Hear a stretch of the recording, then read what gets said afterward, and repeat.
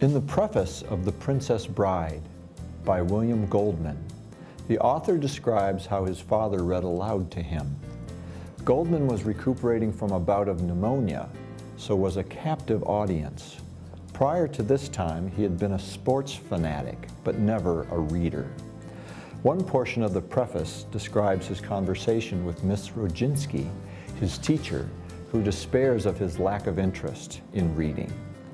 After his father reads The Princess Bride to him, he's a changed person. He consumes novels. A second conversation with Miss Rodzinski demonstrates his love of reading, which propels him into new learning situations. As you listen to the exchanges between Billy and his teacher, Miss Rodzinski, think about what Billy's experience can teach us about what it might take for you to turn your students into novelholics. This is my favorite book in all of the world, though I have never read it. How is such a thing possible? I will do my best to explain. As a child, I had simply no interest in books. I hated reading. I was very bad at it, and besides, how could you take the time to read when there were games that shrieked for playing? Basketball, baseball, marbles. I could never get enough. I wasn't even good at them, but give me a football and an empty playground, and I could invent the last-second triumphs that would bring tears to your eyes. School was torture. Miss Rodzinski, who was my teacher for the 3rd through 5th grades, would have meeting after meeting with my mother. I don't feel Billy is perhaps extending himself quite as much as he might. Or, when we test him, Billy does really exceptionally well considering his class standing. Or most often, I don't know, Miss Goldman, what are we going to do about Billy? What are we going to do about Billy? That was the phrase that haunted me for those first 10 years. I pretended not to care, but secretly, I was petrified. Everyone and everything was passing me by. I had no real friends. No single person who shared an equal interest in all games. I seemed busy, but I suppose if pressed, I might have admitted that, for all my frenzy, I was very much alone. What are we going to do about you, Billy?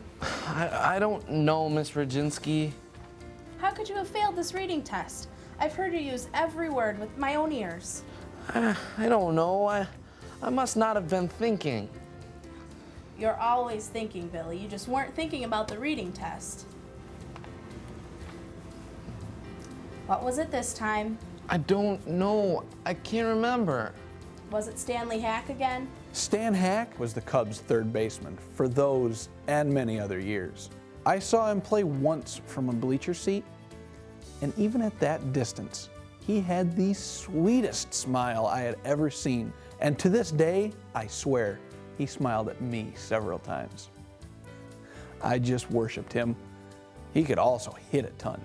Bronco Nagurski. He's a football player. A great football player. And the paper last night said he might come back and play for the Bears again. He retired when I was little, but if he came back, I could get someone to take me to a game.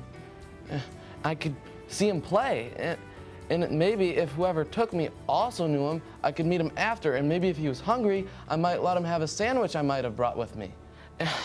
And I was trying to figure out what kind of sandwich Bronco Nagurski would like.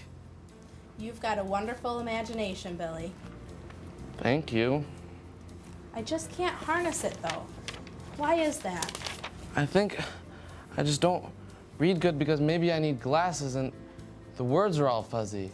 That would explain why I'm all the time squinting, and maybe if I went to an eye doctor, I could get glasses and I could be the best reader in class. Maybe you wouldn't have to keep me after school so much. Get back to cleaning the blackboards, Billy. Yes, ma'am. I was the best at cleaning blackboards. Do they look fuzzy? Miss Rodzinski asked after a while. But she just seemed so whipped about it. She always did. This had been going on for 3 years now. I'm just not getting through to you somehow. I told her it wasn't her fault. It wasn't. I just worshipped her too. She was all dumpy and fat, but I used to wish she had been my mother. I could never make that come out right, really. Unless she had been married to my father first, and then gotten a divorce, and my father had married my mother, which was okay, because Miss Rudensky had to work. So my father got custody of me. That all made sense. Only, they never seemed to know each other.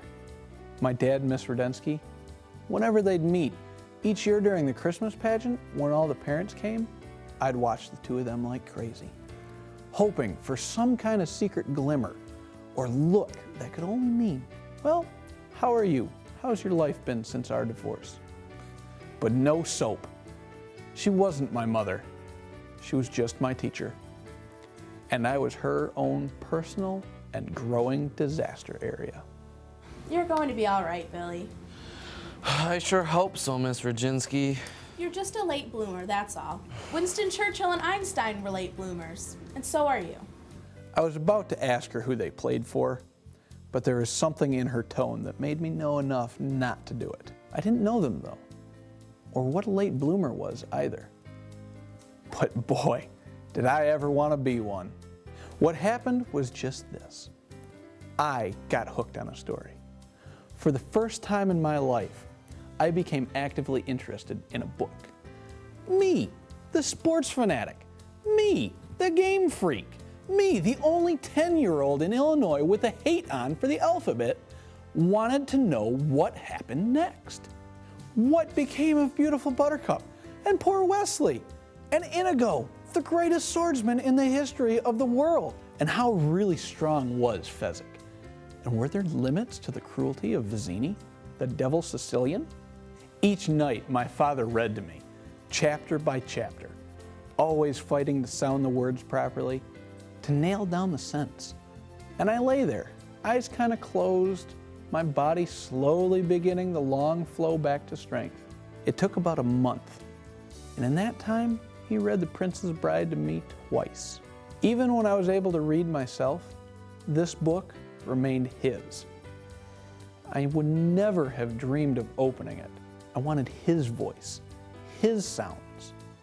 Later, years later even, sometimes I might say, how about the duel on the cliffs with Inigo and the man in black? My father would gruff and grumble, get the book and lick his thumb, turning pages until the mighty battle began.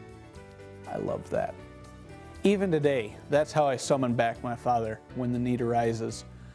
Slumped and squinting, halting over words, giving me Morgenstern's masterpiece as best he could.